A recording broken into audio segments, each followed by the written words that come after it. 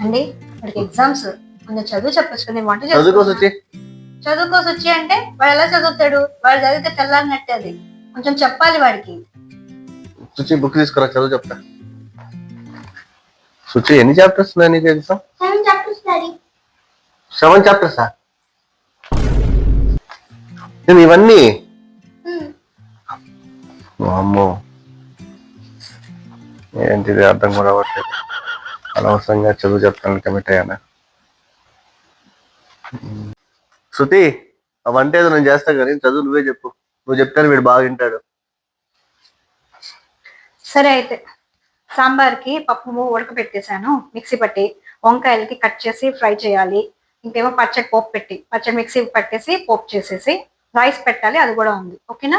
ఇవన్నీ నువ్వు చేసి నేను వాడు చదువు చెప్తాను. ఏంటంటే మళ్ళీ చెప్పు.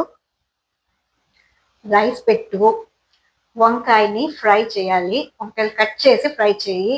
నెక్స్ట్ సాంబార్కి పోపు వేయి, సాంబార్ పప్పుని మిక్సీ పట్టాలి, పచ్చడికి కూడా పోపు వేయాలి. ఇన్ని చేయాలా?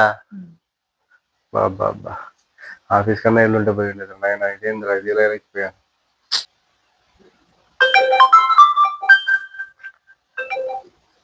హలో మావా, ఎక్కడ? కిందన్నావా? ఇప్పుడు వచ్చావా? రావాలి నేను. ఓకే మావా, ఇప్పుడే వస్తున్నా మావా. Okay okay. శృతి, మా ఫ్రెండ్ వచ్చినాడు కింద, నేను వెళ్ళి కలవాలి. కలిసేసి కాసేపు ఆగి వస్తాను. ఓకేనా? థ్యాంక్ యూ రా మావా, బతికించావు. నాకు తప్ప నాకు ఎప్పుడో తెలుసు.